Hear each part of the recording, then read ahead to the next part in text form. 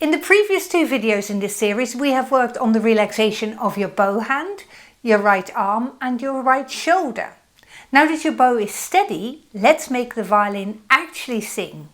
And a singing tone comes from three ingredients, and the first one is the contact point. If you bow closer to the bridge, it will give you a more brilliant sound, a louder sound, a more direct sound. When you bow closer to the fingerboard, it will give you warmth in sound. It will make your sound perhaps a bit softer and a bit more delicate. The next ingredient is dynamic shaping, and this is about how loud or how softly you play your music. Imagine you're saying a sentence.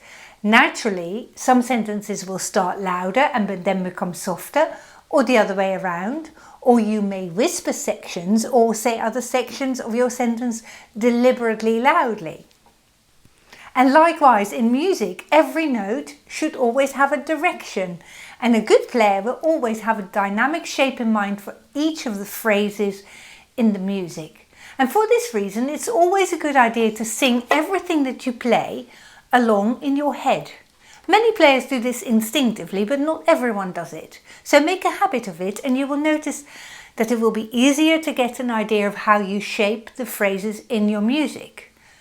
And if you're not quite sure what to do, a good rule of thumb is to play slightly louder when the notes go up in pitch and slightly quieter when the notes go down in pitch. The third ingredient to a singing violin style is vibrato.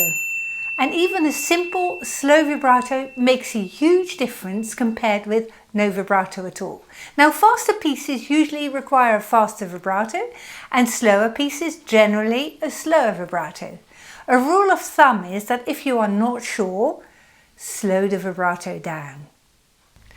So I'm going to play the same phrase twice. Listen very carefully and then try and work out exactly what was different the second time.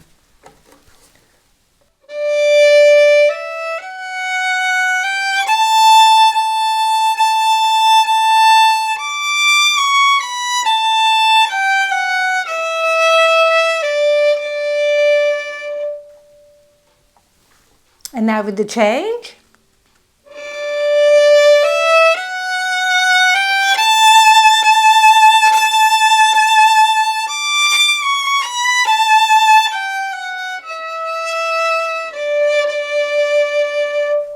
Did you hear a difference?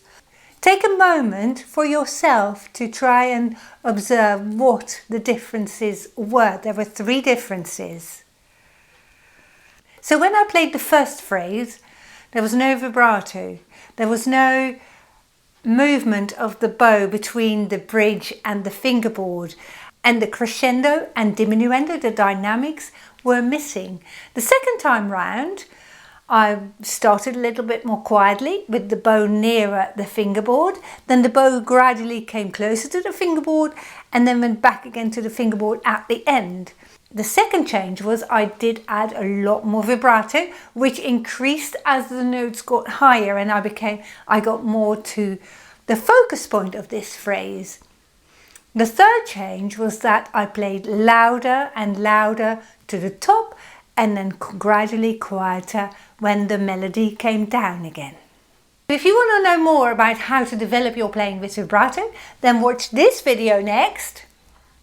In this video, I explain to you how you can shape your sound, making your playing more expressive and convincing. You have learned about the contact point of the bow of the string, on the string, the dynamic shape of your phrases in music, and about vibrato. And if you have learned something today, please do me a favor and like this video. Please also subscribe and hype this video and do leave a comment. Thank you.